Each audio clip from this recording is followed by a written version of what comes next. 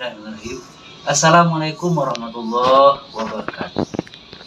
Alhamdulillah, wassalatu wassalamu ala rasulillah, asyhadu la ilaha illallah wahdahu la syarika lah, wa asyhadu anna Muhammadan abduhu wa rasuluh la nabiyya ba'dah.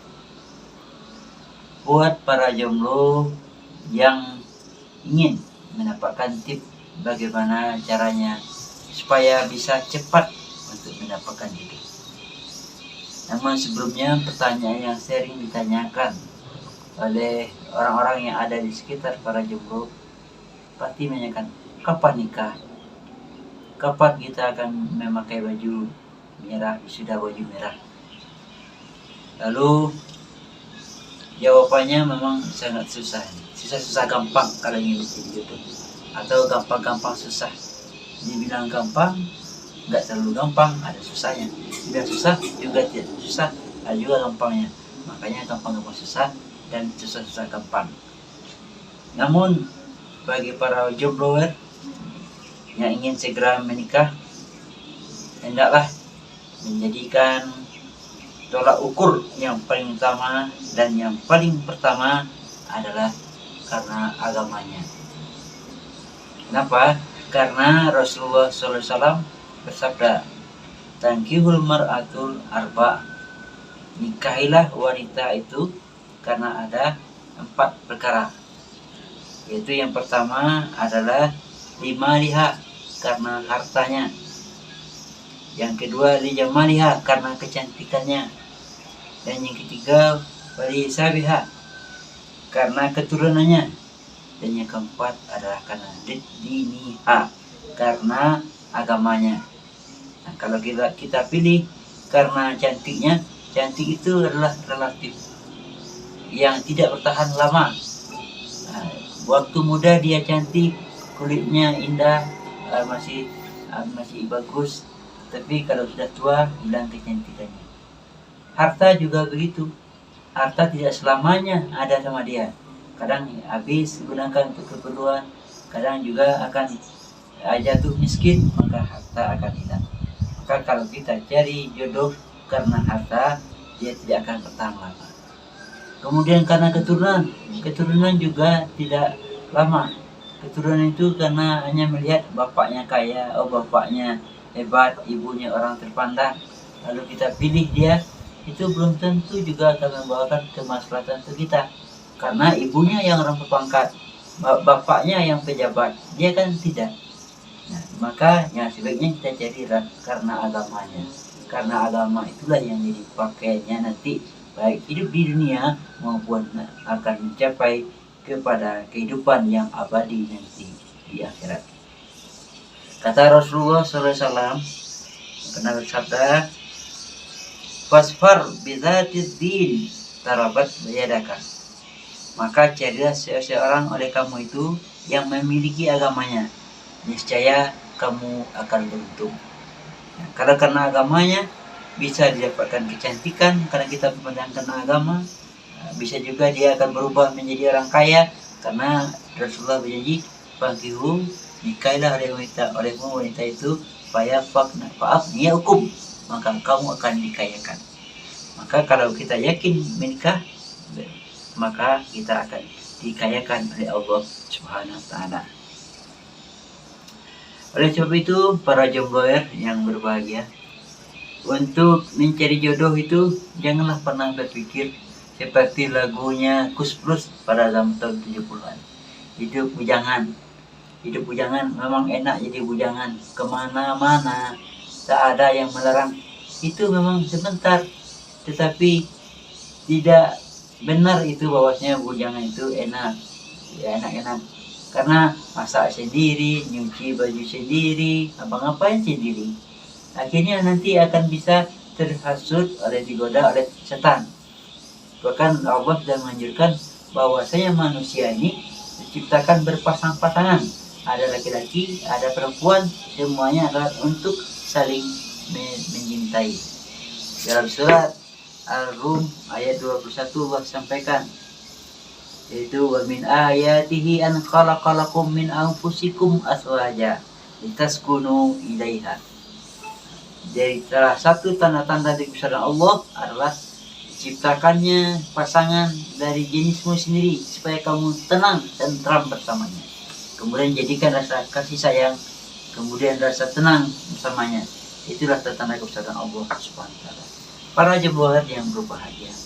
Untuk itu, bagaimanakah caranya agar kita bisa mendapatkan istri yang solehah, mendapatkan pasangan yang tentunya diridhoi oleh Allah Subhanahu wa taala, dan mendapatkan pasangan yang tentunya membawa kita selamat hidup dunia, selamat hidup di akhirat. Bukan mencari pasangan, wah kalau kita ingin menikah lalu pergi ke pinggir pantai, dilihat ada orang-orang yang lagi nyantai di pantai lalu diajak nikah. Oh, tidak. Apalagi bertemu dengan wanita yang berdiri di tepi jalan lalu diembat saja. Tidak, jangan seperti itu.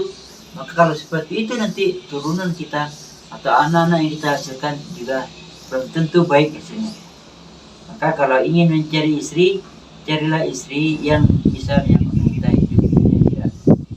Karena satu kali ketika saya ditanya oleh para jember, Ustaz, tolong carikan saya istri seperti Khadijah. Lalu saya jawab, kalau kamu ingin punya istri seperti Khadijah, kamu harus seperti Rasulullah dulu. Kenapa tanyanya, sanggupkah seperti Rasulullah? Maka bisa baru dapat istri seperti Khadijah. Tapi kalau perangnya kita seperti Abu Jahal, maka tidak akan dapat istri seperti Khadijah. Dapatlah istri seperti istri Abu Lahab, Ibu Jahal. Nah, seperti itu pula. Karena istri itu adalah belahan dada, belahan dari jiwa kita. Dialah yang menjadi penyempurna bagi kita. Maka kalau kita mencari yang baik, kita harus lebih baik dulu. Kalau kita mencari yang sesuai dengan agama kita, kita harus perbaiki agama kita dulu. Jangan kita mengharapkan seseorang yang salehah sementara kita pekerjaannya salah. Kita ingin mencari istri yang bagus, tiba akhlaknya, yang pintar, lagi semuanya, kita sementara tidak seperti itu, maka itu namanya sama saja mengharapkan pungguk rindukan bulan, tidak akan pernah tercapai. Maka yang punya istri itu, yang mencari pasangan itu adalah yang sekufu.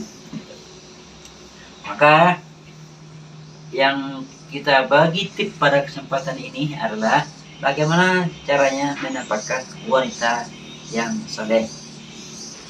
Yang pertama adalah kalau ingin mendapatkan istri yang soleh itu, yang solehah itu adalah yang pertama menghubungi teman-teman kita yang soleh. Tanyakan kepadanya, siapa kira-kira yang bisa, yang mau mencarikan suami yang seperti saya, atau yang mau menjadi istri dari saya. Saya begini keadaannya, tidak terlalu ganteng seperti Rasulullah, tidak kaya seperti Nabi Sulaiman, tidak berpangkat pula seperti para pejabat, tapi saya hanya ingin membahagiakan seorang wanita. Jadi kalau kita ingin mencari seseorang, sesuaikanlah dengan kemampuan kita, jangan pula lebih dari kita. Gitu. Katakan juga nanti kepada calon istri itu, wahai calon istriku, saya bukanlah seorang Nabi Muhammad yang sempurna dari segi akidah, dari penerapan Islam. Saya bukanlah seorang Sulaiman yang kaya raya, apapun yang kita minta ada. Tapi saya tidak seperti itu. Saya juga tidak sepintarnya Ali bin Abi Thalib. Maka saya biasa belajar dan belajar terus. Maka saya berharap dirimu lah yang akan melengkapi kekuranganku. Nah, itu baru mantap. Janganlah kita mencari istri yang sempurna. Kita mencari pasangan kita, istri atau suami kita yang sempurna. Yakinlah dan percayalah, tidak ada satupun manusia yang sempurna di muka bumi. Tetapi yang harus kita yakinkan adalah kita harus meyakinkan bahwasanya dengan adanya diri kita di sisinya, maka hidup kita jadi sempurna. Nah, itulah kata kuncinya. Karena sempurna karena berdua, bukan karena sendiri. Itu yang pertama. Kemudian yang kedua adalah kita hendaknya melihat nazar. Nazar melihat atau Islam menganjurkan kita untuk melihat siapa calon kita itu, siapa calon istri kita. Unzur ilaiha, lihatlah dia. Dialah wanita yang akan kamu nikah itu. Namun tentunya untuk melihat calon istri kita itu atau wanita yang kita nikah itu ada syarat dan ketentuannya. Tidak boleh langsung saya lihat dibuka atau bagaimana. Itu ada tata caranya. Bagaimana caranya? Yaitu ada yang pertama, syaratnya memang sudah ada keinginan yang kuat luar biasa dalam diri kita untuk mau menikah. Tapi kalau ada ingin jadi hanya untuk melihat saja, tidak ada keinginan untuk menikah yang terlalu kuat, jangan, itu belum boleh melihatnya. Itu jadi bisa caranya dengan cara lain, apakah dengan cara menelpon atau melihat fotonya dari murabi atau dari guru kita atau dengan orang-orang yang dekat dengan dia. Kemudian yang dilihat itu tidak boleh melebihi yang dibutuhkan. Jadi yang dilihat itu hanya sekitar wajah dan telapak tangan saja. Lebih dari itu tidak boleh. Itu adalah disebut dengan auratnya. Maka yang kita lihat hanya yang sebatas wajah dan tangannya saja. Kemudian yang ketiga adalah jauhilah pelanggaran saat berkenalan. Jadi saat berkenalan itu kita harus menjauhkan hal-hal yang dilarang atau yang dianggap melanggar dalam peraturan meminang. Kita tidak boleh berbincang-bincang memuaskan keinginan atau memuaskan syahwat atau pakai nafsu. Di saat nazar pun kita tidak boleh kita cekak kiki tertawa terbahak-bahak dengan dia dan dengan yang lainnya. Sebatas kita melihat saja, hati kita sudah cocok, dia juga melihat kita, sudah selesai. Nah, itu aja. Kalau kita lihat, wah ternyata cocok, dan dia juga selesai. Nah, aman. Maka kita lanjutkan ke tingkat berikutnya. Lalu bagaimanakah kita bisa tahu akhlak dari seorang wanita itu? Kan kita adalah bertanya kepada walinya atau kepada orang yang dekat dengan dia. Kita tanya kepada kakaknya, kepada ibunya atau kepada adiknya atau kepada teman-temannya, teman akrabnya. Bagaimanakah akhlak wanita tersebut? Bagaimanakah akhlak calon yang akan kita pinang tersebut? Nah, kita bisa tanyakan juga kepada orang dekatnya. Tentu tentang hal-hal perkara yang diperhatikan bagi mereka. Cuma yang mau ta'aruf atau mau diperkenalkan antara seorang ikhwah, seorang laki-laki dengan seorang akhwat. Jangan sampai memudah-mudahkannya. Jangan pula sampai di sini bermain syahwat atau sudah ada keinginan ingin main syahwat langsung mau diembat saja.